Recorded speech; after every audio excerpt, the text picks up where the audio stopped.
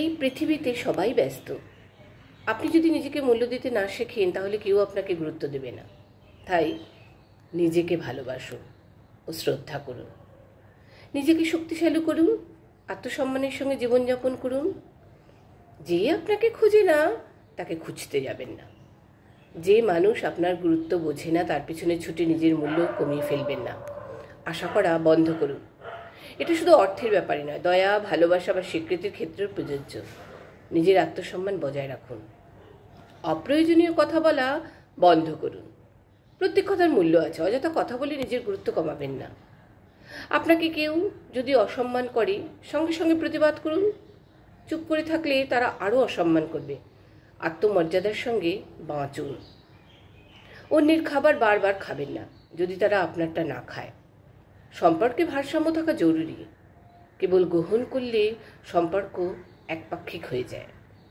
কিছু মানুষ আছে তাদের কাছে কম যান, বিশেষ করে যদি তারা আপনার সাথে একই রকম আচরণ না করে। যেই সম্পর্ক পারস্পরিক নয় সেটাকে জোর করে টেনে নেওয়ার মানে নেই। নিজের মধ্যে বিনিয়োগ করুন, নিজেকে সুখী করুন, নিজেকে ভালোবাসুন, নিজেকে উন্নত করুন। আপনার সুখ আপনার নিজের দায়িত্ব। গসিপ শোনা বন্ধ করুন।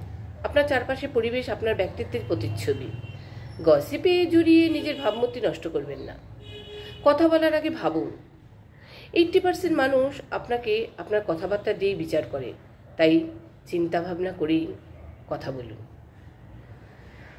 সফল হন, নিজের লক্ষ্যে মনোযোগী থাকুন, ব্যস্ত থাকুন। আপনার অর্জনই আপনাকে সম্মান এনে দেবে। নিজের সময়ের মূল্য বুঝুন।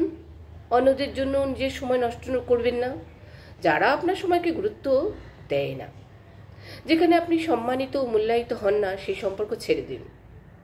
একটা অসম্মানজনক সম্পর্ক থাকা মানে নিজের আত্মসম্মানটাকে ছোট করা। নিজের জন্য টাকা খরচ করতে শিখুন। আপনি যদি নিজের উপর বিনিয়োগ করেন, অন্যরাও আপনার উপর বিনিয়োগ করবে। মাঝে মাঝে নিজেকে কম উপলব্ধি করান। সবসময় সহজলভ্য হলে আপনার মূল্য কমে যায়। মাঝে মাঝে অন্তরালে থাকুন। নেওয়ার চেয়ে দেওয়ার অভ্যাস করুন। পরোপকারী হন, কারণ দানশীল মানুষকে সবাই মানে। যেখানে নিমন্ত্রণ পাননি সেখানে যাবেন না, আর যেখানে আমন্ত্রণ পান সেখানে বেশি সময় ধরে থাকবেন না। মানুষকে তাদের প্রাপ্য মতো আচরণ করুন। অযথা কারো প্রতি বেশি দয়া দেখিয়ে নিজের মূল্য কমিয়ে ফেলবেন না। যদি কেউ আপনার ঋণী না হয় তাহলে 2 বার বেশি কল করবেন না। যদি তারা আপনাকে গুরুত্ব দেয় তারা নিজের থেকেই আপনাকে কল করবে। আপনি যা করেন তাতে সেরা হন। নিজের কাজে দক্ষ হন। সফলতা আপনাকে স্বয়ংক্রিয়ভাবে সম্মান এনে দেবে। নিজেকে ভালোবাসুন, সম্মান করুন, আর দেখবেন বিশ্বও আপনাকে সম্মান করবে।